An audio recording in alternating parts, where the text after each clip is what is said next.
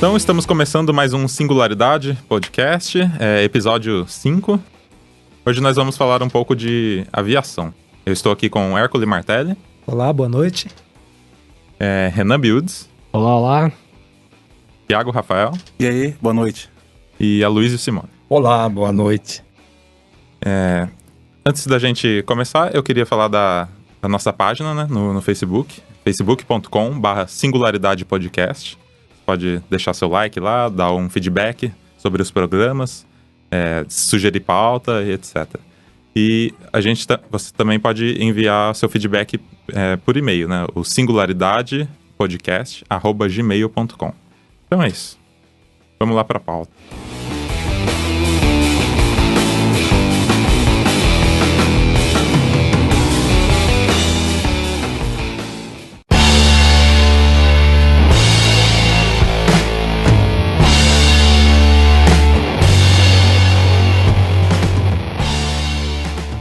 Então, seu Aloysio, o senhor pode falar um pouco da sua carreira pra gente? Como que se iniciou?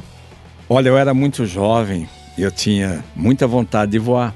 Eu era bancário, não ganhava muito, então não podia voar muito. Mas eu fui fazendo horas, até que em abril de 1975, eu consegui fazer o meu primeiro brevet, né, piloto privado. E aí, então, começar a voar, começar a fazer horas. E eu fui crescendo. Você sabe que na aviação, assim como na grande maioria das profissões, não é só simplesmente você se formar ou você fazer, você tem que ir crescendo e fazendo mais estágios, né?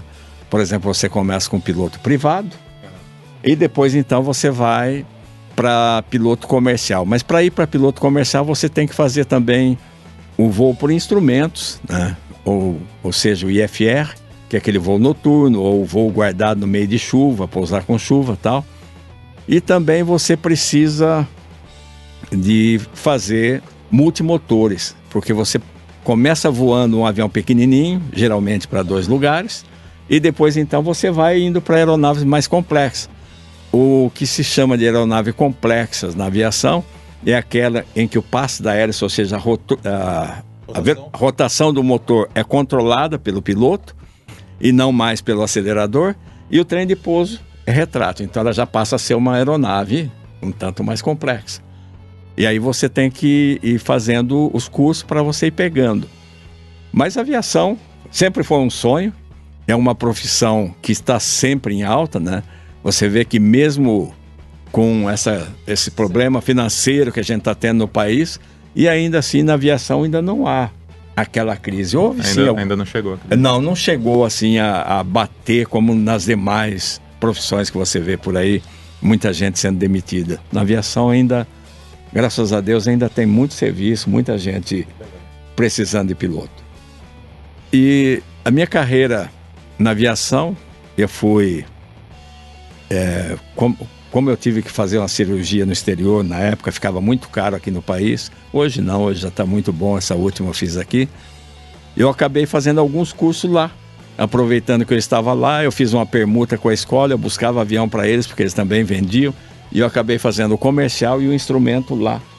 Então isso me ajudou muito também.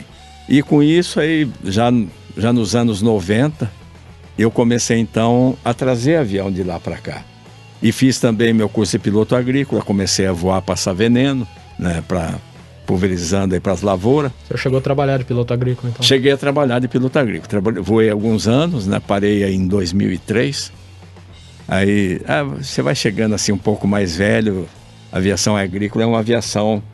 É a aviação que mais mata, né, fora a acrobacia, é a aviação agrícola, porque ela é uma aviação de altíssimo risco. Você voa o dia todo no meio de fios, de árvores, né, pulando o fio ou passando por baixo dele e também pulando árvores. E com essas redes modernas de um fio só, ficou assim bastante restrito para o piloto. Mesmo a de 3, a gente nunca procura fio, né, procura poste. Mas com essa rede nova que tem uma alma de aço dentro e o alumínio por fora, às vezes nas baixadas eles caminham 500 metros, 400 metros de um poste no outro, sem ter outro poste. Então o piloto se perde, é onde muitos pilotos morrem. É tudo visual, né? Ele é todo visual. Tanto é que o agrícola é um dos últimos cursos que você faz. porque você tem que estar muito, muito tranquilo na aeronave. Você tem que estar voando sem estar olhando muito para o painel. Você tem que estar bem confiante, ou seja, você veste o avião. Você chega a um ponto que você percebe ele descendo ou fazendo qualquer movimento no teu corpo. Então você voa mais pela percepção do bumbum no assento do que olhando qualquer instrumento, se ele está subindo ou descendo. Então é muito importante que o piloto esteja muito bem com o avião, porque se ele for ficar olhando lá dentro, procurando painel, procurando velocidade, procurando uma coisa e outra, ele vai morrer com certeza. E só para dizer do perigo que é essa aviação agrícola, esse ano nós já perdemos 8 pilotos. Não terminou 2017, é uma aviação muito pequena no Brasil, são 900 e poucas aeronaves somente, e 8 pilotos perderam a vida. Eu tenho um sobrinho, ele falou, tio, eu queria fazer. Eu falei, não, você vai dar instrução muito tempo, vai voar muito tempo, depois você vai. Você vai ter que treinar bastante. Uhum. Eu tenho uma pergunta aqui, um pouco polêmica aqui, hein? Sobre a invenção do avião. Para o senhor, Poxa vida. Santos Dumont ou os irmãos Wright que inventaram? Eu até discuti lá nos Estados Unidos um dia com uma professora de história, porque o que eles fizeram não é um voo. Ele foi lançado de uma catapulta, aquilo é lançamento, aquilo não é voo. Usava trilho, né? Usou um trilho e uma mola, né? Então, a discussão que eu tive com ela, eu falei, senhora, acha que isso é voar? Aí ela ficou me olhando, né? Eu falei assim, porque isso aí pra mim é um estilingue, né? Lançou e jogou lá na frente.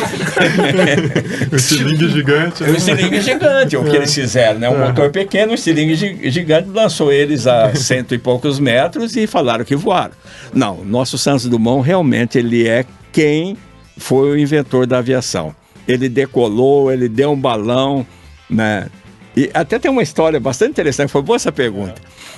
Eu estava no Rio de Janeiro e estava conversando com um aluno que ele não passava, ele não conseguia concluir o curso porque, eu não sei se ele não era estudioso, algum problema ele tinha, mas ele não passava. E ele lá conversando então com o capitão, que era o chefe da banca, né, de examinadores, o capitão falou, não, rapaz, você tem que ter esforço, você precisa dos documentos e tal. Ele falou, eu não sei por que vocês inventaram isso. Santos Dumont saiu sem ninguém examinar ele, sem nada, e foi embora. Muito legal. Então, mas quem realmente inventou foi Santos Dumont. O mundo inteiro reconhece, menos os americanos, né? Ainda assim mesmo tem uma parte muito grande deles lá que reconhece que Santos Dumont realmente voou. Agora, para nós aqui é um orgulho, né? Porque foi ele quem inventou o relógio de pulso e principalmente quem criou o primeiro avião que realmente voou. E ainda voou de costa, né? Então, nas pesquisas que eu vi, há uma discordância a respeito de data. Uns dizem que foi em 1904, outros em 1906, que ele voou na França. Sim. Era como se fosse o governo francês, ele fazia como se fosse um campeonato para quem conseguir fazer o primeiro voo. Se não me engano, era de voar até 25 metros, de 25 até 1.000 metros. O 14 bis voou 250 e alguma coisa, se eu não me engano, com o Santos Dumont. Tipo, conseguiu. Sim. E esses irmãos Wright, parece que eles não queriam que a empresa soubesse das invenções deles. Então, é tipo assim, a gente tá fazendo os aviões, a gente tá conseguindo voar, mas a gente não dá a entrevista pra imprensa, a gente não deixa fotografar, a gente não deixa nada. Por isso que ficou inviável, né? Agora, o voo que ele fez, o voo mesmo, ele ganhou altura e ele fez um balão, né? Ele voou e realmente saiu e foi.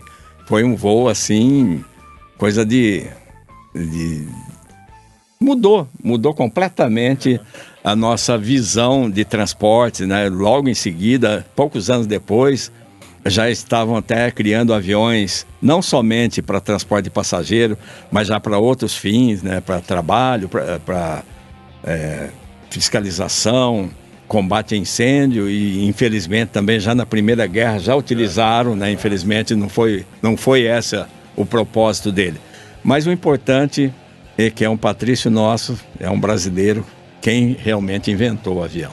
E em 1901, ele deu o mesmo balão em torno da Torre Eiffel com um dirigível também. Sim.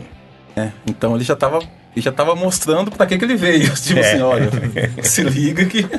Eu estou aqui. Olha, a aviação tem evoluído muito, muito. Mas eu sempre falo, né, com o pessoal, falo com meu filho, todo mundo que voa, não esqueça da aviação original.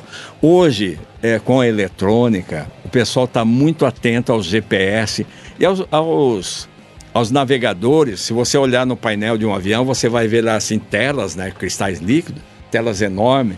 E ali tem tudo, né? Tem GPS, você tem radar. Você tem ali os aviões que estão próximos de vocês, aonde eles estão. Mas eu falo para todo mundo, não esqueça da bússola, porque isso aí tudo uma hora pode pifar, parar, né, dar problema.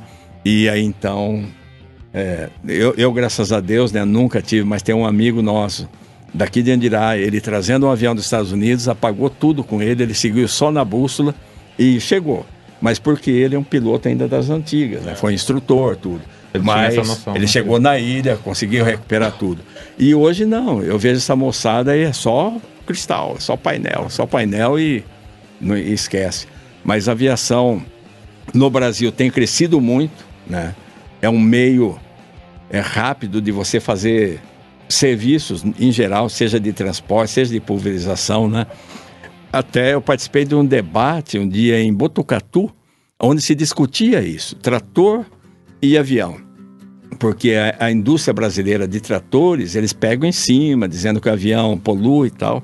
Mas se você olhar, a começar por quem opera. O piloto agrícola, ele faz um curso de 6 meses, onde ele tem aulas desde toxicologia, a química no geral. Então você sabe o que você pode pôr junto, o que você não pode. E o avião, ele tem um abastecedor especial, então ele nunca pega água em estradas, em riacho, em minas, nada. Ele sempre tem ali. E o importante, o piloto, ele vai trabalhar numa distância segura, seja de rio, seja de cidade, seja de toda e qualquer coisa que não pode, porque você tem uma legislação e você vai ser penalizado se você não respeitar. E o que é mais importante, distribuindo gotas de tamanho minúsculo para que ela desça ali, ou se ela subir, ela não fique contaminando meio ambiente, outras coisas, ali e acabou, né? Então você tem gotas de 200, 400 micro, né? Então é microgota mesmo, para que você faça o serviço. E rápido, né? Então o piloto não fica muito tempo, porque enquanto você faz com o trator aí, sei lá, 20 hectares, 15 hectares hora, no avião você faz 140, 150 hectares hora. É uma velocidade muito grande, muito, muito bom. O senhor comentou da aviação agrícola, a questão do risco, né? Sim. Do risco maior. Tem dentro da mitologia, da Grécia Antiga, a história do Ícaro e do Dédalo, né? Que eram aquelas duas figuras que, para escapar do labirinto do Minotauro, eles fabricaram asas com cera de abelhas e com penas, né? Acho que de aves ou patos, enfim. Só que o Dédalo falou pro Ícaro, que era o pai dele, né? Falou assim, vamos sair daqui voando, mas não voa muito próximo do sol, porque senão pode derreter a cera e você cair. A face de Apolo, né? Exato. E não voa muito perto da água, porque também pode pesar as penas e a gente cair. E o que aconteceu? Ele se vislumbrou com a coisa da altitude, subiu muito, derreteu a cera e caiu. Na questão da aviação, parece que quando acontece algum acidente na aviação comercial, é muito mais por causa de falha humana, né? E como que tá hoje isso? A confiabilidade dos instrumentos pro aviador? Ele pode confiar 100% no instrumental que ele possui? Pode, inclusive deve. Por exemplo, no caso do voo por instrumento. Então, você vindo ou indo para qualquer lugar, há momentos ou horas e horas que você está no meio de uma chuva, você não vê nada fora. Então você não pode confiar no teu ouvido, que você está com a asa mais baixa ou a outra. Você tem que olhar o instrumento, né, aquele aviãozinho que está ali no painel, e colocar aquelas asas niveladas e acabou, né? Esquece de olhar para fora. E também as distâncias, né? Então, nessa viagem, essa última viagem que eu fiz, meu filho veio junto, nós tivemos uma coisa interessante, nós viemos direto de Boa Vista, nós íamos para Alta Floresta. Só que chegou uma altura, mesmo voando a 10 mil metros, 11 mil metros de altitude, nós não conseguimos passar um mau tempo muito forte que estava ali na Amazônia. E tem um período do ano, que é o período que nós viemos, que ele é muito intenso. Então eles falam que aquela linha do Equador, e aí uns centenas de quilômetros para baixo e acima, ela fica muito carregada e demora meses para descarregar. Então chama zona de interconfluência tropical. Ela, quando está ativa, é terrível. E foi o caso que caiu aquele avião da França. E quando nós chegamos no ponto que não deu para ir, nós retornamos. E quando nós retornamos, Manaus falou que também estava com chuva, né, que estava bem fechado. E aí então meu filho falou, vamos pelo GPS. Eu falei, não, vamos pela tradicional. A tradicional é o VOR, é um instrumento que tem na pista, e você tem dentro do avião um ponteiro que corre no horizonte e um ponteiro vertical, que ele sobe e desce. Esse indica a altitude da pista e esse aqui indica você em relação à pista. Ele olhou assim para mim, né, porque ele é piloto mais novo, ele já é mais esses instrumentos atuais. Falou, mas dá? Falei, tranquilo. Aí nós fomos, né? Fomos com ele cruzado. Fomos com ele cruzado. E a chuva aumentando. Ele falou, nossa, tá aumentando a chuva. Quando nós olhamos, as luzes vermelhas da cabeceira da pista estavam ali a 50 metros da gente, e a gente já no ponto de pousar, já com o avião todo preparado. Então essa é a aviação, você tem que saber o que está fazendo, ter confiança, né, e fazer aquilo que simplesmente que o avião pede, não ir contra o que ele está dizendo, e você vai chegar. Muitas vezes o que acontece nesses casos de voo por instrumento são pessoas que não passaram por um curso, ou simplesmente passaram por um curso e não voam um pouco. Porque quando eu fiz o curso de instrumento, eu não peguei isso aí, voar cega assim. Falei, não, tem que... Então eu peguei voar de copiloto um pouco. Aí eu voei um ano, 2 de copiloto, para depois então você conseguir ter confiança para fazer sozinho. Aí então você pode, né, tal qual o músico, né? Enquanto tem 2 guitarras lá no palco, ele tá tranquilo, que se ele errar, o outro cobre. Mas igual o dia que ele ficar sozinho... Falhou uma guitarra, né? Aí já é mais complicado, né? Interessante. Então é muito assim na aviação. Agora, uma das coisas que você tem que ter na aviação é calma, é muita tranquilidade. Você não pode desesperar e nem deixar o outro. Principalmente quando é piloto. Eu trouxe um avião... 2012, acho que foi 2013, e o dono era um piloto. Só que ele era um piloto privado, mas era um piloto. E nós também passamos a Amazônia com um tempo muito ruim. E quando nós chegamos em Boa Vista, o vento estava superior ao que aquela aeronave suportava de travessa. Aí ele começou assim, não, eu vou te ajudar. Eu falei, não, vamos, você fica na sua aí que eu vou. E o que acontece? Nessas horas é a calma. Então você vê o avião vindo todo torto, né? Que você tem que levantar a asa do lado oposto do vento e levantar ela, para você ler assim, para ele não te empurrar, porque ele vai querendo enfrentar o vento, então você não sai do eixo da pista. Aí quando pousamos ainda, o vento começou a querer arrastar um pouco a aeronave, mas a gente foi segurando e tal. Aí quando chegamos no hotel, ele falou assim, rapaz, você tem muita calma. Mas é o que você tem que ter, né? Na aviação você tem que ter muita calma, muita tranquilidade. Agora é um mundo maravilhoso. Você hoje está aqui, daqui 3 horas você já está lá em Manaus, mais 1 hora você já está fora do Brasil, né? Ou, por exemplo, se você for de carro ao Paraguai, você for a Foz do Iguaçu, para ir na velocidade permitida por lei, você vai gastar no mínimo umas 8 horas, né? Então esse avião, o último que a gente levou para lá para fazer a Receita Federal, nós gastamos 52 minutos daqui de Andirá lá.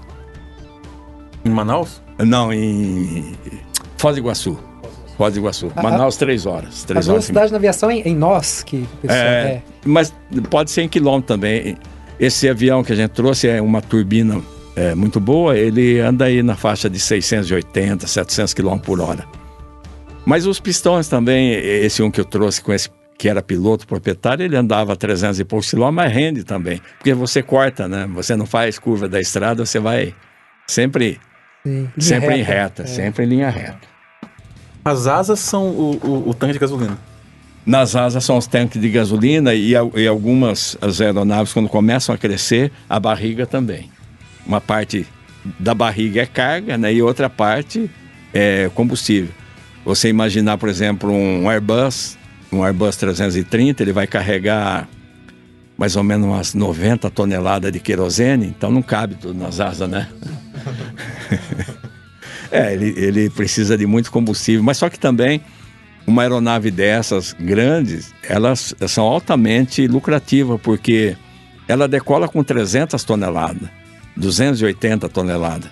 Então você leva ali, além de 400 e tantos, 500 passageiros, ainda leva mais umas 80 toneladas de carga e bagagem e tudo, né? Então se paga. As empresas têm um lucro.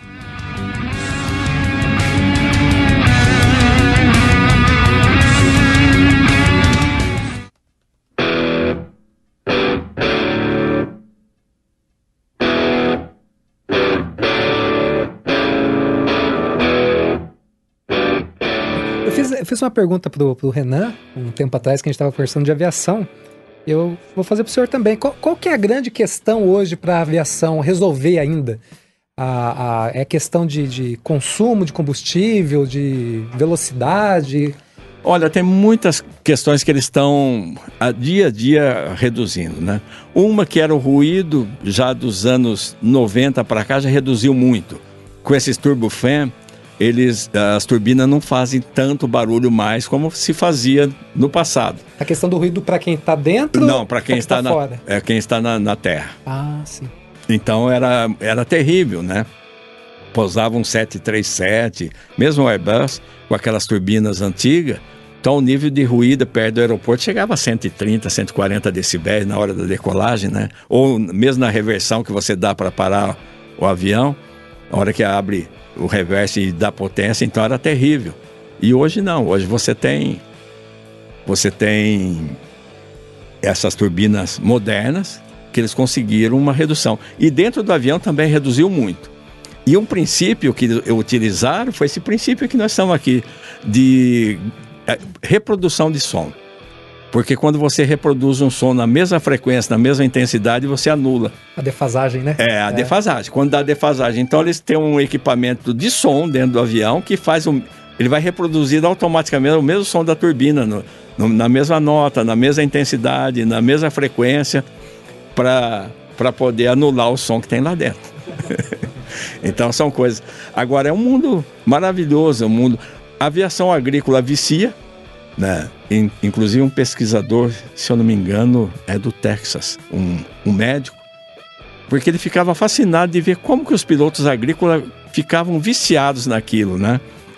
E aí descobriu-se então que o piloto agrícola ele faz muitas manobras que são assim violentas, né? Por exemplo, você vem e quando você termina o tiro, você sai a 45 graus e quando você volta, você já está olhando para cima e vendo a terra.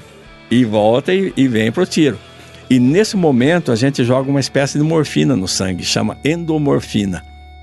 E ele falou que isso aí faz falta para o piloto. Por isso que o piloto agrícola está sempre querendo voar, sempre querendo Vicia, voar. Né? Vicia. Que legal. E também você acha muito bom pelo que você vê. Você entrar lá no meu Facebook, lá você vai ver as ilhas que eu passei, embora agora algumas estão bem destruídas, né? Mas assim, mesmo você voando dentro do Brasil, como eu voei aí algumas construtoras que eu fiz aí no passado, nos anos 90, você vê as coisas lindas que a gente tem, né? As praias, as cidades.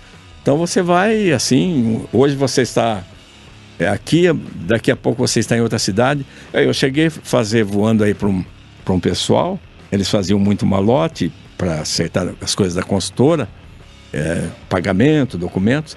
Vai sair de Londrina a Foz, Foz Uruguaiana, Uruguaiana Curitiba, Curitiba Rio, Rio Vitória, Vitória Belo Horizonte Vitória no mesmo dia. No mesmo dia? No mesmo dia. Então você sai 5 horas da manhã, quando é 11 horas da noite, está pousando no último local. Então é uma coisa assim fascinante, né? Você vai vendo coisas diferentes, praias diferentes, pessoas diferentes o dia todo. Isso sem contar que cada ilha que você pousa é um país.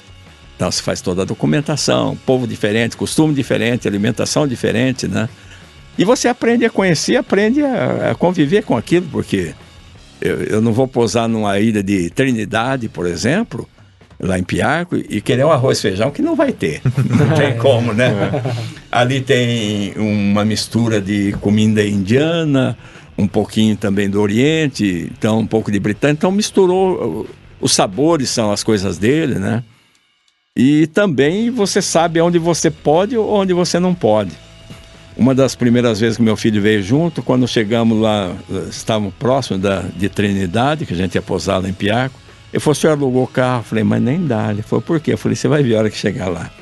Então é assim, primeiro que você dirige do lado contrário. Segundo, que a cidade é uma loucura. Você pega São Paulo umas 3 vezes e meia a mais. O cara passa com o carro por cima da calçada, vai dirigindo e vai xingando. É tipo a Índia, né? Tem elefante. Né? Mas a maioria são da Índia. Então aquilo que você vê ali na Índia, você vê ali naquele país. Então elefante. No meio da rua, As vacas, né? Eles lá não tem elefante, mas eles têm aqueles triciclos de moto. Nossa, é uma loucura. Tuk-tuk.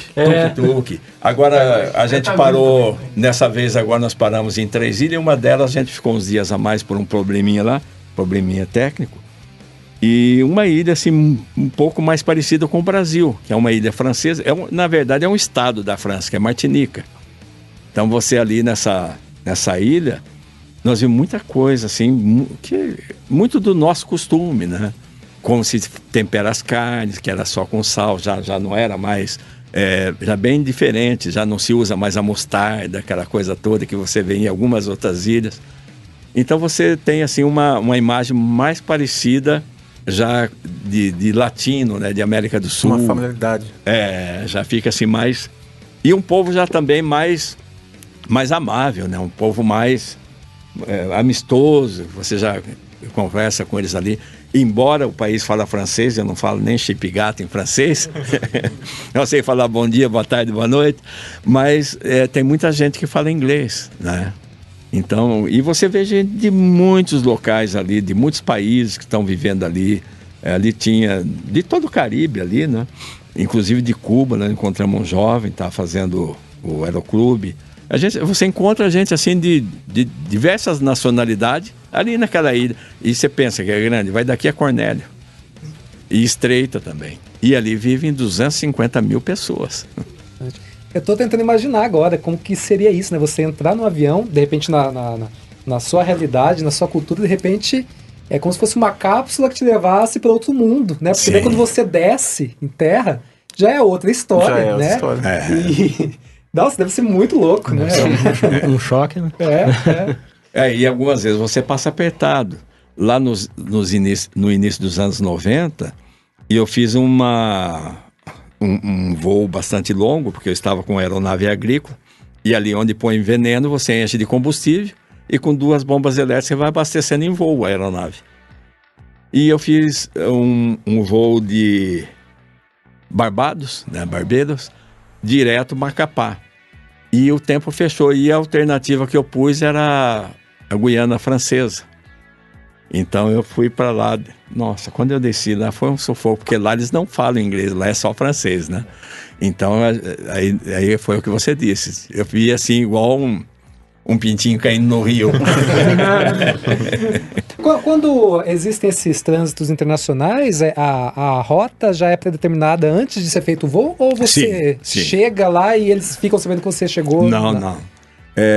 Você tem que apresentar um voo internacional, ele tem que ter um plano de voo aprovado há pelo menos 2 horas antes. Mas geralmente eu apresento num dia anterior, né? Então eu estipulo, eu vou sair 6 da manhã já. Porque você vai passar, não só vai pousar, como vai passar em cima de outros países, né? Por exemplo, você vindo dos Estados Unidos para cá, você vai passar em cima de Bahamas, lá em cima de Nassau, você vai passar em cima de pelo menos umas 30 ilhas, e são países. Então você não pode invadir o espaço aéreo deles sem autorização prévia, né? Tem que ter o respeito por isso. Isso aí você faz uma documentação, aí o próprio centro de onde você saiu, por exemplo, eu saio de Porto Rico para vir para cá, eles são obrigados a transmitir para todos os países em que eu vou indo. E mesmo porque também quando você está voando lá em cima, né, na comunicação ar-ar, aí existe uma limitação, aí daquele momento em diante ele te passa para um outro controle que já é de outro país. Então às vezes você voa 1 hora, às vezes você voa menos, ou 2 horas, ou às vezes voa menos, aí já passa para um outro país. Já aconteceu alguma complicação a respeito disso com o senhor? Não, eu graças a Deus não tive assim. Tinha no passado algumas ilhas que eram muito complicadas na hora da chegada, né? Por exemplo, as ilhas turcas, né?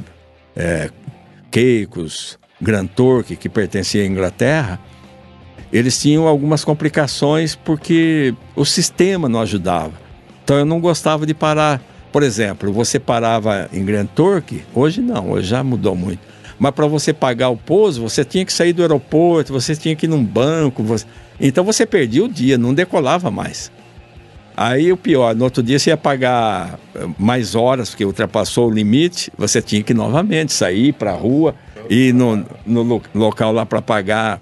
Hoje não, hoje já não tem mais isso. Isso era lá nos anos 90. Inclusive nessa viagem agora, nós já notamos que muitas ilhas eles já fizeram algumas coisas assim melhores, que aonde você para, já tem alguém que é especializado para pegar a tua documentação, levar em frente do avião, tudo, e já traz tudo pronto, é só você dar o dinheiro, ele já vai lá e paga e acabou, né? Então não tem muita burocracia mais. Essas bases de apoio, eles chamam de FBO, né, em inglês. No Brasil já estão começando a aparecer também. São estações como se fosse estação de passageiros, e você pousa ali, você abastecendo, eles ganham no combustível e eles não vão te cobrar pelo serviço. Você vai pagar o pouso, que é do governo, não é dele, né? Então, como aqui no Brasil é da ANAC, e você vai pagar ali o combustível, alguma coisa assim. E esses FBO sempre têm muito conforto, sabe? Eles têm até uma cama, se você quiser descansar ali umas 2, 3 horas, não para você ficar ali de um dia para o outro, mas se quiser tirar uma soneca ali, um sono, tem. Geralmente eles trazem refri, água para você trazer no avião para voar. Então eles têm um apoio muito grande. E como, graças a Deus, o Brasil se relaciona bem com a grande maioria dos países do mundo, eu não sei se o Brasil tem problema com algum, eu nunca tive problema em nenhum lugar, principalmente, mesmo que eu estiver trazendo um avião, uma aeronave americana, qualquer coisa assim, onde fala espanhol eu falo, né? Por exemplo, já posei na República Dominicana, né? Eu não vou falar inglês porque o espanhol eu falo também, então é muito mais fácil. Na Venezuela, que a gente passa por cima, você tem que falar com 2 controles da Venezuela, né, para chegar no Brasil. E então também não tem por que você estar falando com eles em inglês, né? Aí, eles também não criam nenhum caso, né? Eles só te passam para frente, né, a comunicação, e pronto. Vou fazer uma pergunta um pouco polêmica. A gente vê muito especulações de pilotos, ou enfim, até pessoas que às vezes avistam objetos não identificados e cria todo um folclore em torno disso, né? Aliens. Exato. Exato. Aliens. Senhor, nessa experiência toda aqui na aviação, já teve algum evento assim que não conseguiu ter uma explicação assim? Não vi. Olha, em toda essa minha vida de piloto, né, já fizeram 42 anos agora que eu vou, nunca vi nada assim diferente, nunca vi nenhum objeto não identificado. Eu já fui interceptado por uma aeronave americana, mas eu vinha na época daquela guerra do Golfo, né, eu vinha com um avião agrícola, e eu acho que o piloto lá não era muito familiar com aquilo, porque ele também tem o nariz comprido como um avião de guerra, né? Igual o P-90, havaiano? Então ele vinha voando ali. Eu tinha saído já umas 2 horas dos Estados Unidos, eu já estava quase próximo a Bahamas, né? E de repente eu vi um F-14 próximo assim, com o trem baixado, flapeado. E louco de vontade. Aí eu fui e chamei o Centro Miami, né? Aí ela falou que não, que ele eu estava abaixo da área deles, né, a área proibida, que era a área militar, para ficar tranquilo. E ele se comunicou lá com a base dele também, que eu não sei onde, né, e por fim ele foi embora. Mas é terrível. E é uma história assim bastante estranha, né? Porque, você vê ele assim a 100 metros do teu lado, assim, eu com um avião que subindo como eu estava subindo ainda. Ele não passava de 150 km por hora e ele com um avião que voa até 2.400 km por hora. Mas foi até interessante que quando eu retornei para lá, eu tenho um grande amigo que ele é mecânico, né? O Greg, se ele vê essa matéria, um abraço. E eu contei a ele, ele falou, mas esse avião voa quanto? Eu falei, a hora que ele me interceptou, estava sem nó, 180 km por hora. Ele falou, mas o F-14 voa a 180, porque todo avião tem uma velocidade mínima que ele voa. Abaixo disso ele cai, né? Eu falei, ele voa porque ele estava ali do meu lado. E ele falou, eu não vou duvidar não, mas é muito estranho, porque é um avião de 2.000 e poucos quilômetros por hora. E o avião que eu ia trazer, o outro, ele não ficou pronto, ele falou, vai ter um show aéreo, e ele é mecânico também desse pessoal que faz show aéreo, inclusive ele participa, ele voa, ele é um bom piloto. E nós fomos para esse show aéreo. E chegamos lá, no domingo, o flight announcer falou que estava vindo um F-14, um avião da Força Aérea Americana, que é um dos mais versáteis construídos até então, que ele voava de 70 nós até 2.400. E a 70 nós o piloto era proibido de pôr a mão no avião, ele voava sozinho, porque ali ele está no limite, né? Então você vê, ele estava voando ali bem no limite, né? Já puxa o nariz em cima e fica... Então, mas esse momento, inclusive, dá muito medo, né? Porque se você ali com 1.500 litros de gasolina no Hopper, mais 700 litros das asas, se ele der um tiro é uma bola de fogo, né? Não tem o que fazer. Então são momentos assim que é bem complicado.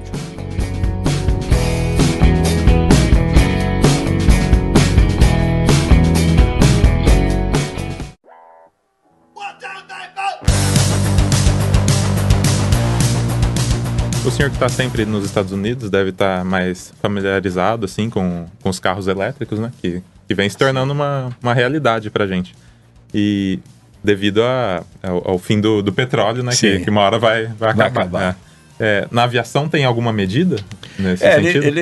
Eles estão mexendo, já existe, né, protótipos, existem algumas coisas voando, não assim em grande escala, mas eles estão desenvolvendo. E também outros tipos de combustível também estão em teste, né? O pessoal está assim, num segredo danado. Uhum. Mas o etanol a gente sabe... é viável? O etanol?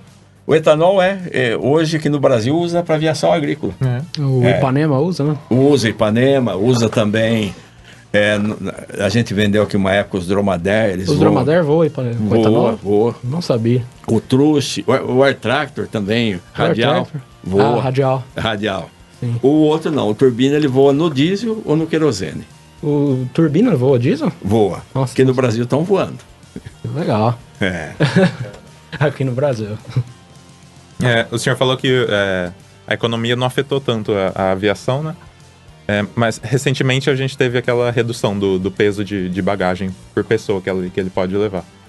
O que acontece muito, como está havendo na indústria no geral, né? Você vê cada vez mais o dono da indústria, o dono das empresas tendo lucro, reduzindo o lucro, aliás. Por que isso? Porque há uma concorrência e isso é bom para o povo, né? Vai se reduzindo o preço.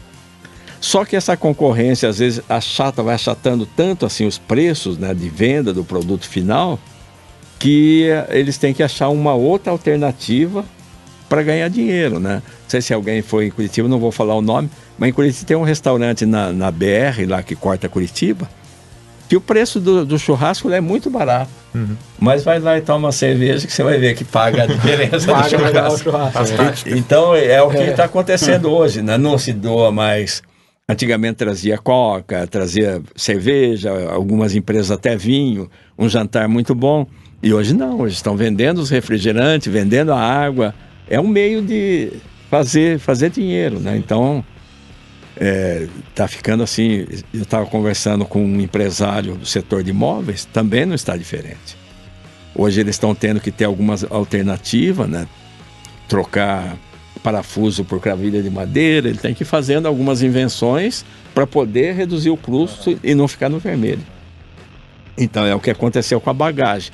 Agora um pouco também, não sei se não é ganância, eu não sou assim nenhum expert em economia de aviação, mas eu acho que um pouco também É de ganância. de ganância. Uhum. E vai ficando pior pro passageiro. Sim, vai ficando pior. Isso. O curso de piloto é muito caro, né? Olha, ele não é barato realmente, mas como eu falei, né, você pode fazê-lo em muitos meses, voando aí poucas horas por mês, ou como fizeram alguns amigos meus na época, você voa mais assim nos meses, só que o que eles fizeram? Eles foram guardando o dinheiro como se voasse 2 horas por mês. Aí chegava no final de ano, ele voava 10 horas, né? Aí parava um pouquinho e vai. Agora, hoje um curso de piloto vai ficar nos 14 mil reais, 15 mil reais. É caro. Do piloto Privado. O comercial, eu creio que ainda tenha a oportunidade de você fazer numa empresa como copiloto, você fazendo horas, né? Você dá para fazer. Acumulando. Não é aquele salário, né? Ganha lá pouca coisa, mas você consegue fazer horas sem gastar. Melhor do que pagar, né? Melhor do que pagar.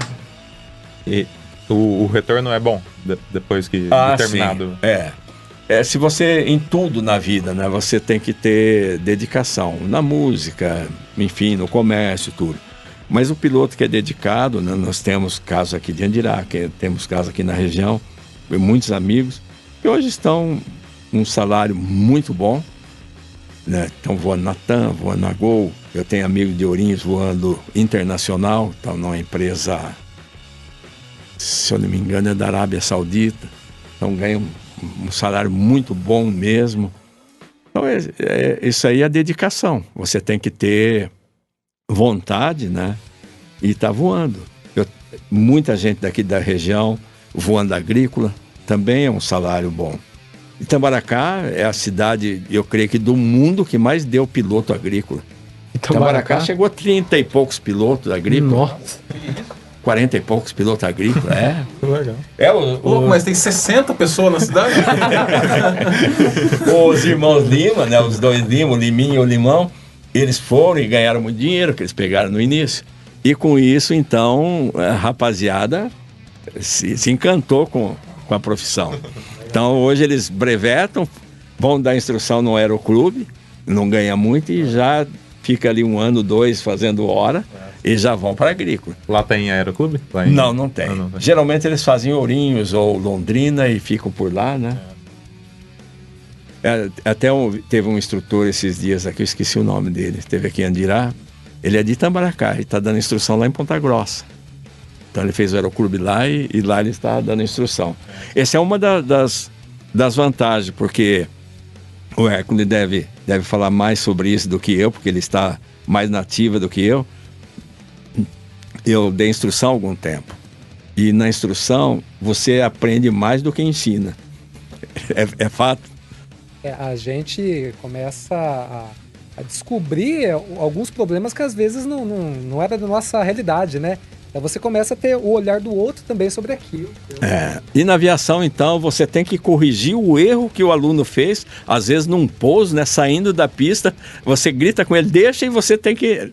Não vou deixar quebrar. Então você acaba ficando expert no negócio, porque ou faz ou morre, né? E qual que é o setor que é melhor aí para quem está começando? Olha, a aviação comercial é melhor do que a agrícola. A agrícola, embora dê um pouco mais de dinheiro, o risco é grande. E o período fora de casa é muito grande, né? Fala, mas vai lá para o Mato Grosso. Só que às vezes você está no Mato Grosso e a empresa te manda para a Bahia, manda... quando eu voei mesmo, eu fiquei muito tempo fora, né? Então, voei no Tocantins, voei em Goiás, voei em Minas, voei em São Paulo. Então, você não tem uma vida assim muito perto da família, não.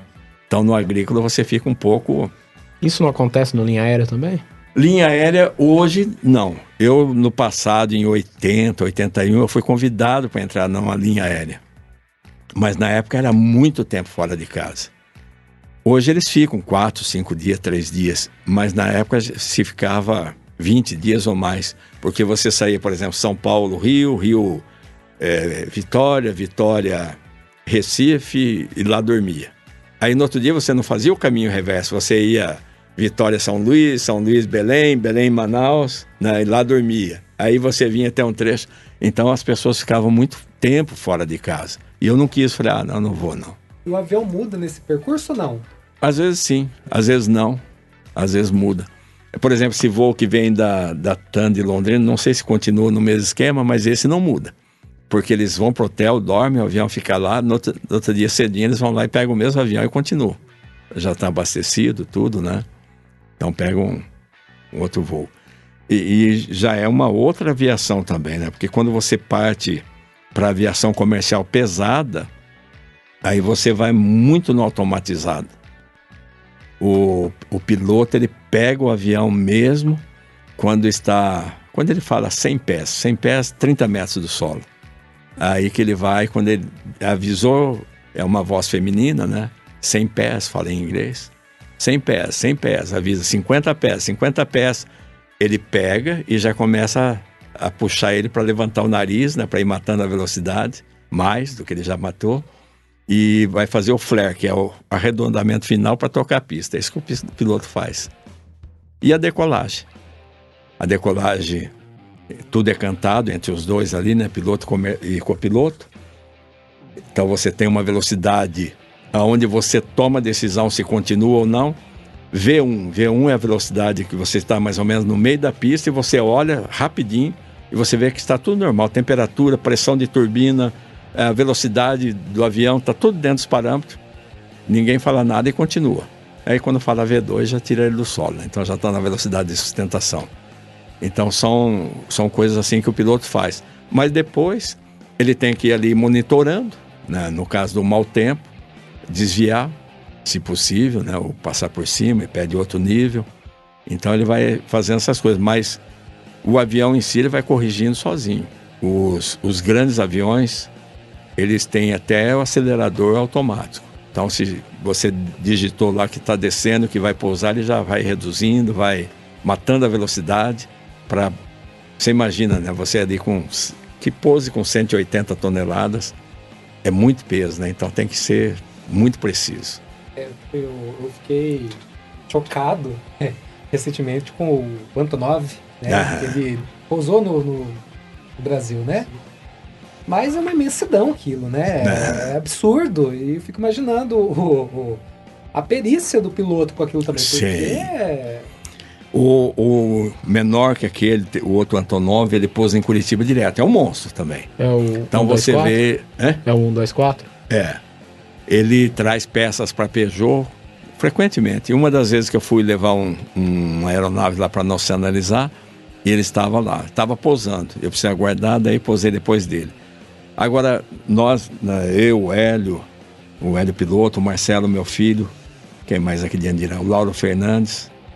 Quando a gente vendia os aviões da Polônia, nós tivemos o prazer de conhecê-lo, não sei se está vivo ainda, o projetista do Antonov. Nossa. Que ele era ali, né, da PZL, né, que era uma fábrica.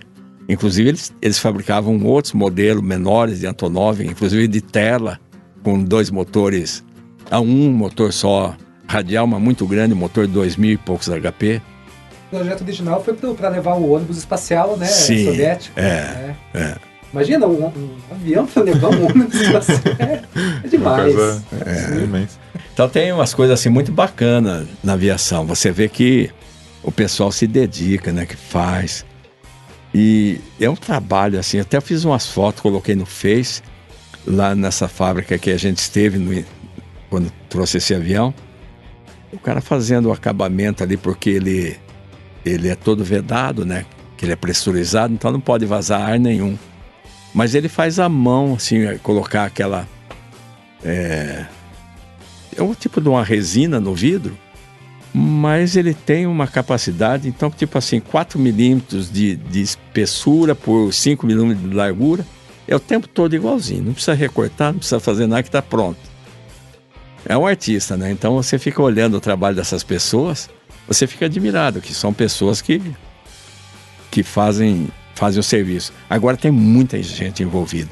O Carlos Kanetsuko morou no Japão, E na época que ele morou no Japão, tinha um amigo dele que trabalhava numa fábrica de avião, mas não aguentava mais trabalhar na Mitsubishi, porque o serviço dele era ficar subindo as asas e vir olhando arrebite por arrebite e ver se não tinham solto.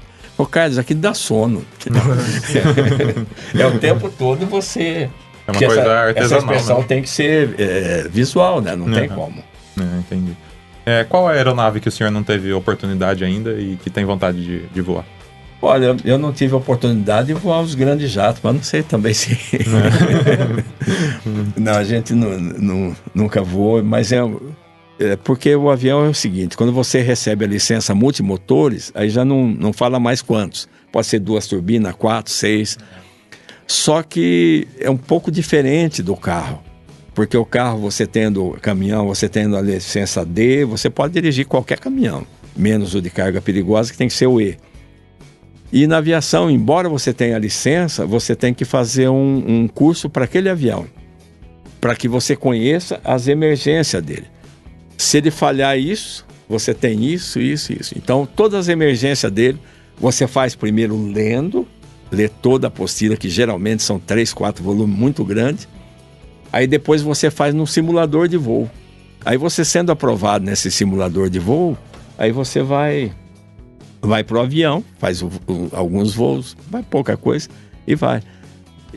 Eu não me lembro que ano foi, eu quis fazer um curso Flight Safety, que chama, de um dos aviões que eu mais voei. Eu falei, eu vou fazer. Olha, você molha a camisa. Então você faz o teórico, você faz o simulador, mas depois quando você vai pro avião mesmo, é judiado. Primeiro porque eles desligam o motor, mas desliga mesmo, não simula nada. Na decolagem ele já apaga um. E no ponto que não dá mais, que você tem que continuar. E um avião com um motor só fica muito pesado para você pilotar. Porque o que faz ele virar para a esquerda e para a direita são os pedais, embora o manche também ajuda.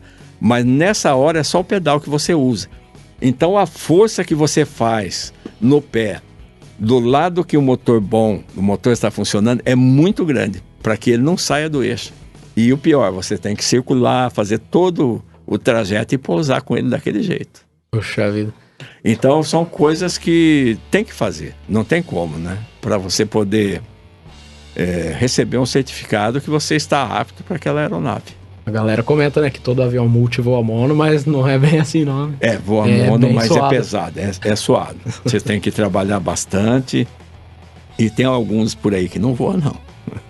Você está bem alto, pode já chamando a torre mais próxima e pousar, porque eu quando fui fazer o agrícola, o Hélio já voava há muitos anos, né? O Hélio piloto aqui dentro de lá. E eu estava conversando com ele, ele falou assim, Luiz, isso aqui só tem uma coisa, não tem alternativa, é ali e ali. E lá na escola onde eu fiz o curso, lá nos Estados Unidos, um menino perguntou para o instrutor assim, mas se ele parar o motor, onde eu pouso? Ele falou, no teu pé. Você está ali a 1,5 metro do solo, né? Não tem nenhuma alternativa, né? Então você deve que pousar ali mesmo.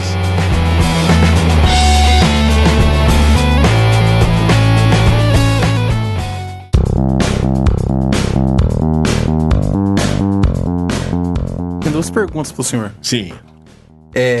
Qual que é a instituição que regula a licença do piloto? Se ela pode ser cassada ou não, dependendo do que ele faz. E todas as asas dos aviões têm o mesmo formato? Não. Porque eu sei que normalmente ela é mais chata embaixo, para o vento correr mais rápido. Sim. E tem aquele lombo em cima para ter aquela resistência do ar, daí com a força do motor. Se não é uma regra as asas serem iguais, qual é a diferença? Olha, tem bastante desenho de asa, né? Bom, deixa eu responder a primeira pergunta, senão eu esqueço depois. Na verdade, quem controla tudo mesmo é o Ministério da Aeronáutica. Só que na aviação civil, aí eles criaram, primeiro era o DAC, né, Departamento de Aviação Civil, depois a ANAC, que é a Agência Nacional de Aviação Civil. A Agência Nacional de Aviação Civil é controlada por civis, não sei se tem algum militar não, mas a grande maioria ali são civis. E eles é quem dão a licença, eles é quem multam, ou toma a licença, né, dependendo do caso. Existem pontos que se perdem também ou não?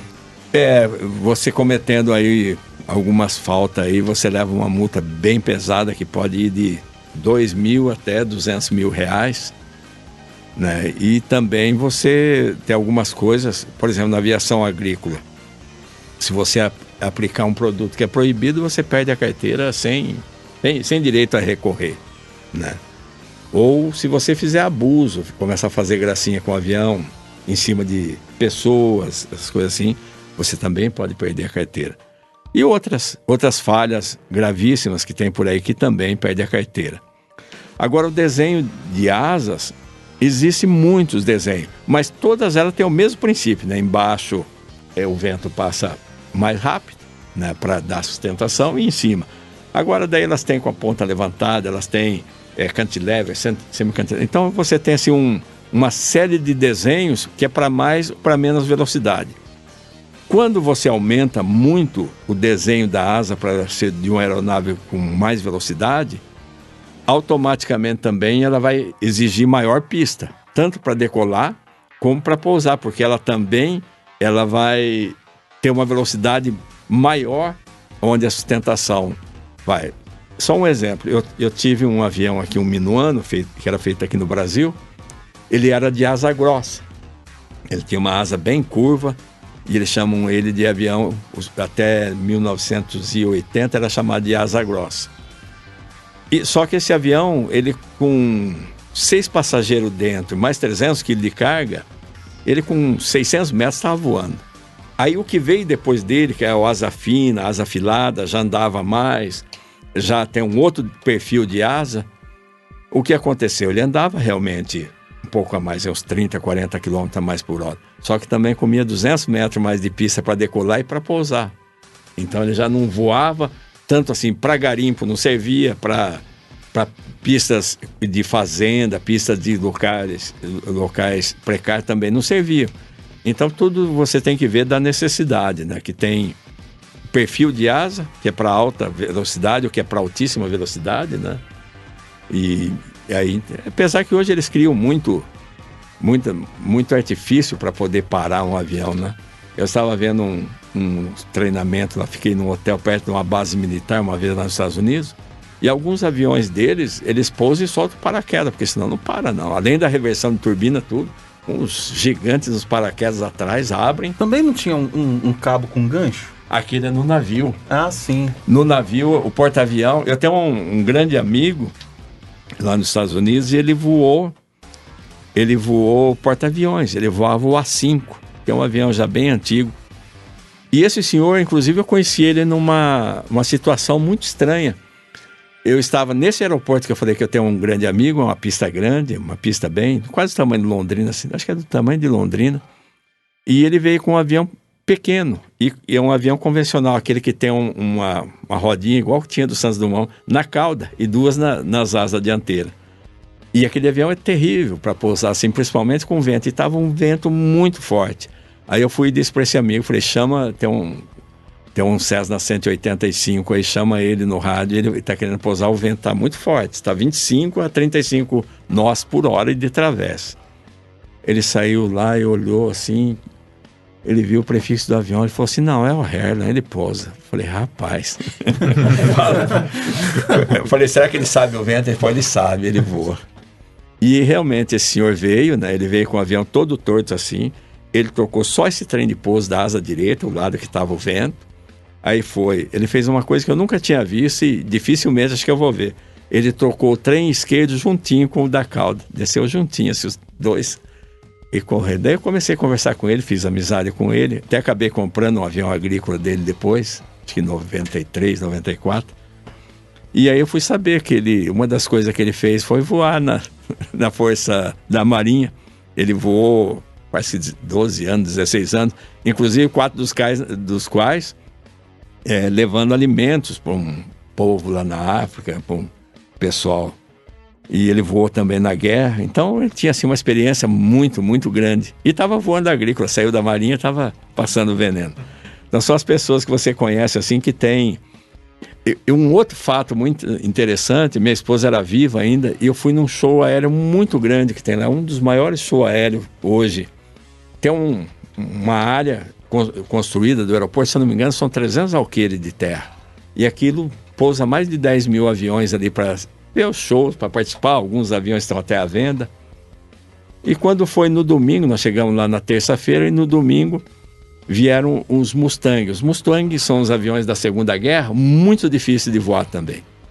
Eles têm os trem de pouso ali na asa e a bequilha, né, dele é na cauda.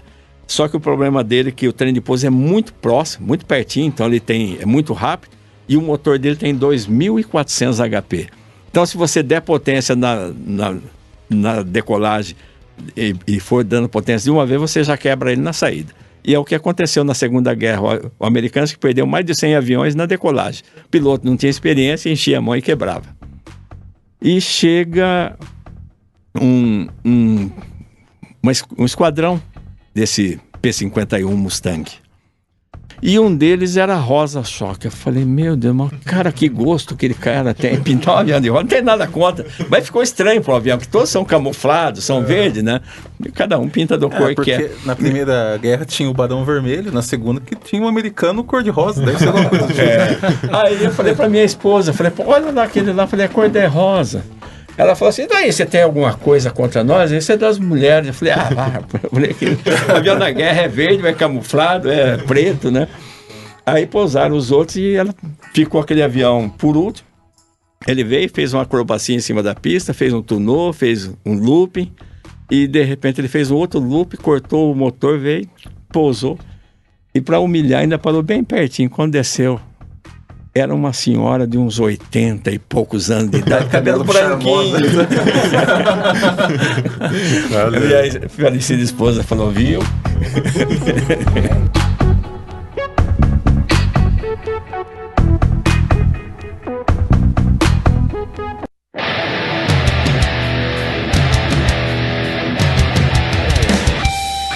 O senhor que faz muito esse trajeto, né, entre Brasil e Estados Unidos, muda muita coisa das regras, de padrão, de Não, permissões? a aviação no mundo inteiro, né, todos os países são participando da ICAO e a gente tem mais ou menos as mesmas leis.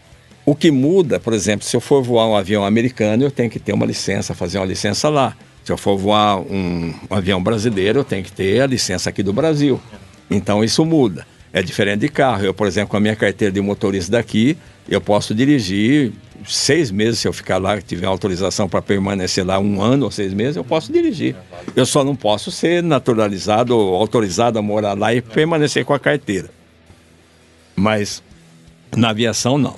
As regras são iguais, né? O que você nota, às vezes, assim, um pouco de diferença é em regiões do país. Por exemplo, você vai um pouco mais ao norte, extremo norte do Brasil, você já vê um pouco mais assim, um povo voando um pouco mais sem estar falando no rádio, mais quietinho, aquilo. Essa é uma aviação que não tem muita comunicação, já pousa ali, sai de uma fazenda, vai para outra, né? Eu, inclusive, estava uma vez pescando e um piloto estava lá com o patrão, tudo, e ele falou que não usava nada, não usava bússola, não usava nada. Mas era nascido na região, ele olhando assim por cima do Pantanal, naquela mata ali, ele conhece pelos morros, por tudo aquilo ali, ele sabe onde ele está indo, como se a gente estivesse andando na rua, que é ali depois da rua São Paulo, vem a Paraná, depois vem a Tibiriçá, então ele é assim, então conhece tudo. E a noção espacial, né, da pessoa. Tem. Então não comunica com ninguém, voa abaixo e está por ali. Quando o senhor voa como passageiro, o senhor sente um pouco de medo? Não, tranquilo. Às vezes eu faço um comentário ou outro. Uma das vezes que eu fiz um comentário que eu achei assim, que o piloto, por ser comercial, que você tem que ter um cuidado, né? Você não vai puxar o avião bruscamente, você não vai fazer curva bruscamente, né? E nós estávamos indo, e eu acho que era para lá, eu e minha esposa, e o piloto, ele fez uma curva assim, que de grande mesmo, é quase como a gente voando agrícola com Boeing. Ela falou, isso é normal? Eu falei, não. Eu falei, esse cara não poderia fazer. Tem algo errado. Tudo cada um queria ouvir, né? Eu falei, esse cara é meio doidinho. Meu Deus. Porque você usa ali mais ou menos 30 graus de inclinação, é o máximo, né? 25, não precisa mais do que aquilo, né? E às vezes faz.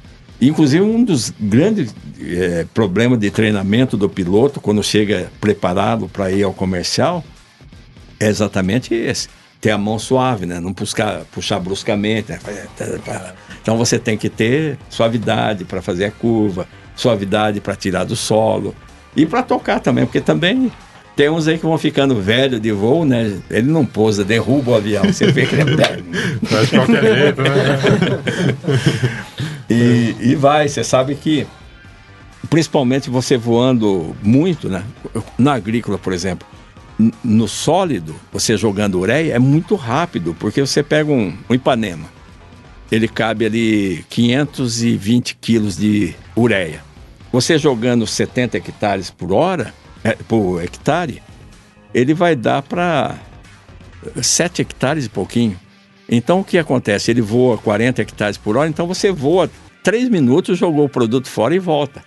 Então, entre eu abastecer tudo, ainda assim dá para fazer 50, 60 pousos por dia. Então, corre o risco também de você ficar relaxado, né? Vai, pousa. Fica no automático.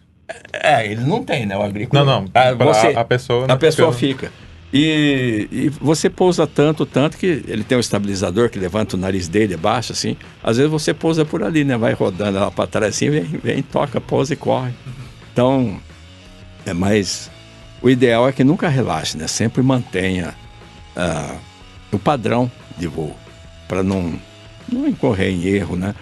Pode não ter ninguém no aeroporto, se é um aeroporto de Andirá que não está ninguém em volta, mas faz o tráfego aéreo certinho, como a lei pede, né? Entra na perna do vento, faz a perna base, reta final e pousa. Então isso aí você não pode perder nunca, né? No agrícola a gente perde um pouco.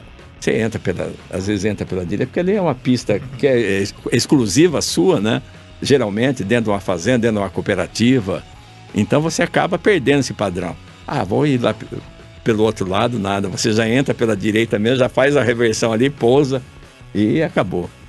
Mas isso é ruim, porque depois, para você voltar a ter os padrões novamente, depois que perdeu, Aconteceu alguma falha mecânica com o senhor? Tá voando, parar o motor, alguma coisa do tipo assim? Perda de potência. Eu posei no meio de um canavial, um avião agrícola, né, carregado, e pulou muito, porque tem aquele sulco da cana, o lombo, né? Lombo e a bacia. Sim, o lombo e a bacia. Então não teve como. Mas não quebrou o avião, pousei tranquilo, assim. Mas deu um gelinho, né? Tipo, opa. Sim. Que isso aí? O meu filho pousou no mar. Aí é pior, né? Ele teve perda de potência total e turbina novinha. E eles foram para a água mesmo. E o que é pior, vinha ele, o dono do avião. E eu sempre, quando eu vou, eu trago um barco salva-vida grande. Porque se você precisar, tá ali, né? Calção. Eu trago de 4 a 6 pessoas cobertas.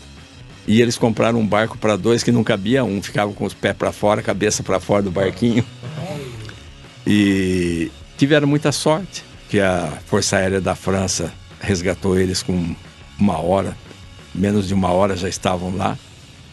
Mas até o jornal da época, lá de Martinique, publicou, né, milagre no mar, né? Caíram no mar e foram encontrados com 1 hora. Porque eles falaram que muita gente, quando dá mau tempo, essas coisas, cai, nunca mais eles acham. E o avião pro fundo do mar? O avião pro fundo do mar. Foi. E lá é muito fundo, então não tem nem como resgatar para ver o que aconteceu. Mas foi uma fatalidade, porque eu trouxe muito mais que ele, né? E sempre já vim com um avião muito velho, avião com 20 anos de uso. Faz a revisão certinho e vem embora. Graças a Deus nunca tive problema. Nunca tive assim uma pane, qualquer coisa nesse sentido. Vou fazer uma pergunta pro senhor. Vai no caminho daquela pergunta de ufologia do Hércules que ele fez ali. O senhor já passou perto do Triângulo das Bermudas? Já. E daí? Tem algum negócio? O que tem? Ali é uma região de mais ventos. O que acontece, né? Tem essa inclinação da Terra e aquilo que eu falei da linha do horizonte. Os ventos que vêm do hemisfério norte seguem para a direita dele, né? E os ventos que vêm do hemisfério sul também seguem para o oeste. Os dois seguem para o oeste. Mas o que acontece? ali naquela inclinação que a Terra tem, quando você tem assim, ali eles sobem. Eles vão mais ao norte. Então é uma zona de muita turbulência, é uma zona de muito temporal, é uma área um tanto perigosa. E as pessoas entram ali, parece que meio despreparada, e muita coragem, né? Porque coragem não quer dizer que você sabe fazer as coisas. E eles acabam se arrebentando. Eu, há algum tempo atrás, eu vinha também nos Estados Unidos e parei, a última ilha que eu parei foi Grenada, que não é tão longe aqui do Brasil. De lá alcança tanto Macapá como Boa Vista, até Belém eu acho que alcança, dependendo da aeronave, mesmo as pequenas. E tinha um piloto com o patrão, eles ali do estado de São Paulo, com um Cirrus novo, e eles também aqui do Brasil. E eu de manhãzinho fui pro aeroporto, cheguei lá, estavam lá, eu olhei a meteorologia, falei, eu não vou. Ah, eu vou, ele falou. Eu falei, poxa vida, mas você conhece bem a Amazônia? Não, mas eu vou instrumento, eu também vou. Só que ali quando fecha é terrível, né? Porque você vê aquelas manchas vermelhas no radar, daqui uma hora elas estão todos juntas, então aquilo ali está terrível, né? E eu não fui naquele dia, no outro dia também eu não saí, que estava ruim ainda. Aí no terceiro dia, quando eu fui lá para ver, já tinha melhorado bem o tempo, fui fazer o plano de voo. Aí então a senhora que estava lá no plano de voo falou assim, olha, se o senhor vê uns vestígios de uma aeronave branca, está desaparecida desde antes de ontem. Falei, não é um Cirrus, ela falou, é um Cirrus. 2 brasileiros, ela falou, 2 brasileiros. Ele era bem jovem, devia ter uns 20 e poucos anos, não tinha 30 anos. O dono do avião, sim, mais velho um pouco. Mas a gente fica muito triste, né? Porque ele poderia ter voltado pro hotel, estar vivo, né? Tá aí com a família, não sei se era casado ou não. Mas eu sei que quando eu cheguei em Boa Vista, eles estavam lá ainda fazendo buscas, que não tinham encontrado a aeronave. Então isso aí é uma coisa... É inconsequência. O Cirrus que o senhor está falando é o SR-22, né? Isso. Esse avião ele possui um paraquedas, não é? Possui um paraquedas. É um avião bastante curioso, né? É. Mas sabe o que acontece no mau tempo? Geralmente esses temporais muito fortes, como aconteceu com o Airbus da Air France, elas arrancam a asa, é terrível. Eu peguei um mau tempo, um pedaço uma vez, mas é bem terrível. Eu peguei vento aí talvez de 130, 140 km por hora, mas pode chegar a 200 e pouco. E o pior, lá tem vento subindo, descendo e tem gelo junto. E então, para contornar a tempestade é difícil. Se você tiver radar, sim, mas eu estava com o agrícola. Né? Esse com o Cirrus também não devia ter um radar, né? Eu já fez muito translado com aviação agrícola, sim? Com avião agrícola? Eu trouxe alguns, bastante. Puxa vida. Eu trouxe alguns de lá para cá. Aquele é o verdadeiro voo, né? Você vem... Exatamente. Uma vez teve uma cena até muito assim, ficou cômica, que eu cheguei, foi Macapá, não, foi Boa Vista. E aí o fiscal estava atendendo alguns, eu não me lembro se eram exportações ou importações que estavam vindo da Venezuela.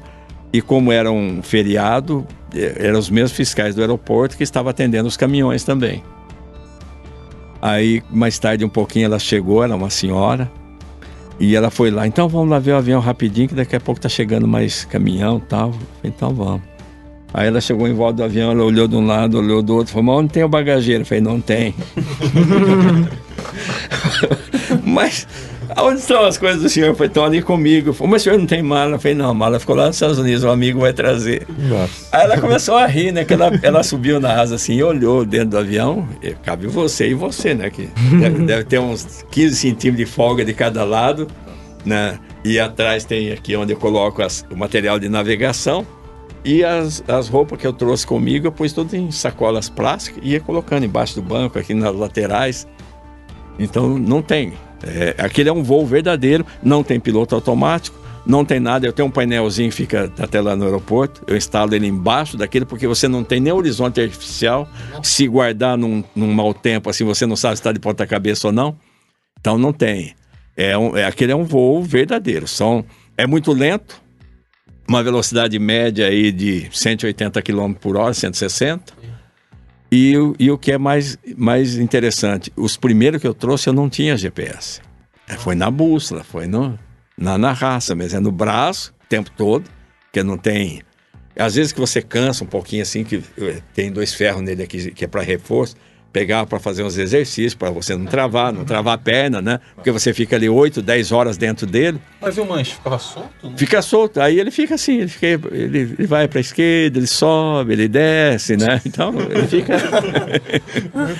ele fica voando, ele não cai, ele fica voando. Só que assim, ele não fica reto, às vezes ele vai para a esquerda, vai para a direita. Então você tem que estar olhando para não deixar ele sair muito para estar corrigindo. Para esses translados, vocês usavam o tanque de veneno para combustível? Para combustível. Para aumentar o alcance. Num trouxe põe 1.500 litros, num AgHusky, num Brave você põe 1.000, mais os 700 das asas, né? Aí, então você tem uma autonomia muito grande, porque ele consome lá em cima uma média de 70 litros, 65, 70 litros, e você com 1.400 litros dá para voar. Pelo menos 17 horas você voa com tranquilidade. Então era uma decolagem e um pouso por dia. Sim. Só que sem comer, só água. Uma curiosidade, quando você fazia esses translados com avião agrícola, qual a altitude média que você voava? Assim? Não voai alto, não. Eu ia no limite do oxigênio, 14 mil pés. Nossa, altitude boa. Eu imaginei bem menos aqui comigo. 14 mil pés dá quanto? Vai dar uns 4.500 metros. Já está no limite. Sim. Ali é o limite. Eu já voei mais alto, né? Até essa vez agora aconteceu um fato assim. Nós não sabíamos que agora a Receita Federal, por medida de economia, de uns meses para cá, ela não atende mais aos domingos nem sábado. E a gente, quando chega no aeroporto que você está vindo de importação, você precisa da Polícia Federal, da Receita Federal, da ANAC, da Anvisa, que eles vão lá olhar o avião, passar um veneno. E você precisa de 5 órgãos para estar ali, para receber o avião na importação. E quando nós estávamos já chegando no Brasil, não tinha mais autonomia para retorno, nós fomos informados que não poderia pousar em Boa Vista porque a Receita não estava lá. Puxa. Aí você fala com a Amazônia, né, um centro de comunicação que fica muito distante, lá em Manaus. Aí eu falei para eles que não tinha como voltar. Voltar para onde? Né? Não tem autonomia. Aí eu falei que a gente não tinha visto essa norma, porque nós olhamos, ver todas as NOTAM, essas coisas, não tinha. Ele falou, não está no NOTAM, está no Rotaer. Eu falei, poxa vida, a gente voa instrumento, não carregamos o Rotaer, né? Aí, quando chegamos mais perto, ele falou, olha, vocês vão poder pousar, mas vocês não vão poder sair do avião. Eu falei, rapaz, mas... Aí é terrível também, né? Ficar ali até na segunda-feira dentro de um avião. E, por fim, quando nós estávamos chegando mais próximo, aí nos informaram que eu poderia sair do avião, mas só com a roupa do corpo. Eu pouso sempre lá, desde 90 que eu pouso por lá, né? E quando chegamos lá, tudo que desceu, estava o chefe, o diretor da ANAC lá, do Infraero, não da ANAC. Lá na porta, estava o pessoal da ANAC. Quando abri a porta, assim, o diretor da ANAC falou assim, seu Aloysio, mas é o senhor? Aí né, ele falou assim, não, eu vou falar com o pessoal da Receita, tira a tua roupa, pode levar tudo, o senhor é uma pessoa de direito, não vai ter nada de errado aí não.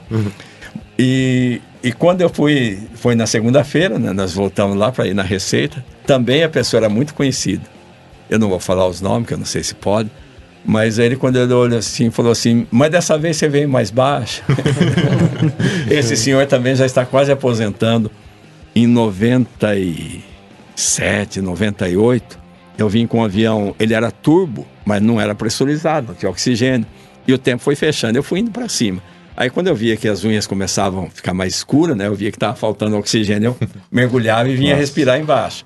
Aí foi indo.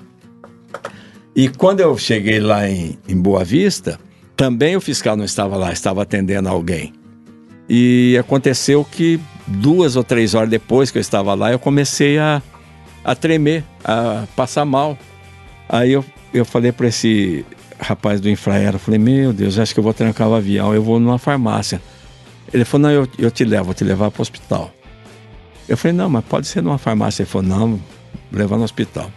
Aí levou lá no hospital, Veio um médico, ele olhou, falou, eu não sei o que você tem, não. Ficou examinando e tal. Daí ele chamou um índio, que também era médico e era piloto. Aí o índio começou... índio, médico e piloto? Vai, né? Aí o índio, ele me examinou e falou assim, que altitude você veio? Eu falei, eu cheguei a 19. Ele falou, vai ficar no oxigênio e... Como é que chama aquele que toma quando a pessoa bebe? Glicose. E acabou que eu fiquei a noite toda ali, a tarde toda e a noite toda na glicose e no oxigênio para poder voltar ao equilíbrio, tudo, né? Que eu fiquei assim bem. E esse senhor era quem estava lá na Receita, só que hoje ele é o chefe da Receita ali, ele era o fiscal. Então agora quando eles me veem, falam assim, vem mais baixo. Porque realmente deu um probleminha e eu tive... E até essa pessoa que me atendeu, eu sempre falo, né? Eu preciso sempre que eu for lá visitar ele por lá. Porque ele foi muito gente boa. Ele me levou para o hospital, me deixou lá, pegou os documentos do avião, levou para a Receita, pegou o pessoal da Polícia Federal, levou no avião. Eles fizeram o decalque, fizeram tudo. Quando eu saí do hospital no outro dia, estava tudo prontinho, era só pagar as tarifas, as coisas lá e já estava tudo feito, meu passaporte carimbado, estava tudo. Foi assim, uma coisa muito, muito bacana que aconteceu comigo. E agora, essa vez que nós chegamos lá, meu filho falou assim, pai, mas o pessoal conhece o senhor? Eu falei, vixe, também quantos anos passando aqui, né? De 90 que eu venho até hoje, dá 27 anos. Então é tempo, né? Então você vai... É que muita gente vai aposentando também nesse período, né? Mas você acaba fazendo uma história, conhecendo pessoas aqui, ali, né? Muito bem, então. Agora vamos para indicação do pessoal.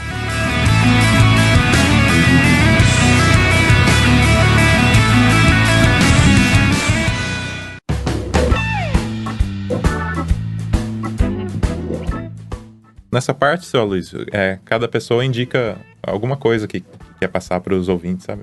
Um livro, alguma coisa. Eu vou começar indicando um livro que eu tô lendo, não terminei ainda, mas tô achando muito interessante, que chama Asas da Loucura, a Extraordinária Vida de Santos Dumont. Então é a biografia dele, né? É bem interessante, não tem só a parte da vida dele, mas também tem um contexto histórico, né, do que estava acontecendo.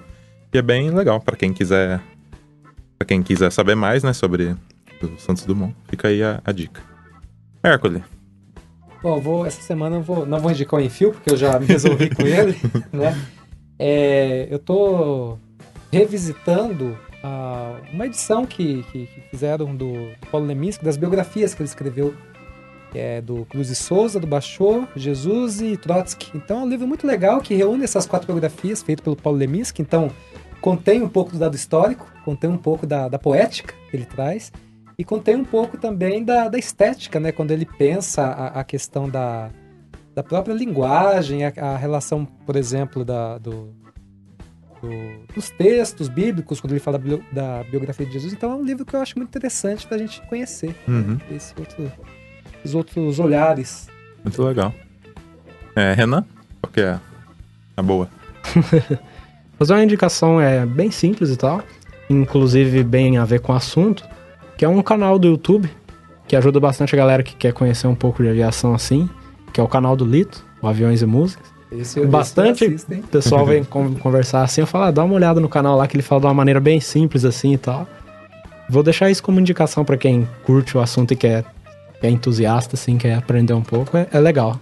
Pra ter uma pequena base, assim, bem pequena. Tiagão? Eu vou fazer uma correção. Eu falei do avião havaiano no começo, eu falei P-90.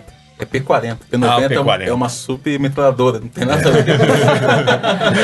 Que isso, Tiago? É havaiana também? Não, eu não sei. Eu não vou arriscar falar a origem da avião, senão eu vou errar.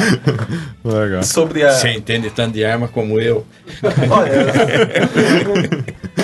Eu entendo tanto de arma como de medicina. Bom, eu tô lendo muito poesia ultimamente, então eu vou indicar uma banda. Teatro Mágico é uma banda que trabalha muito em cima da poética e é poesia cantada, assim. Então eu gosto muito, eu acho muito legal, eu acho que é uma boa pra quem quiser ouvir. Que é um canal no YouTube que vale a pena você que gosta de aviação ver como tem gente que gosta, que faz e que tem capacidade.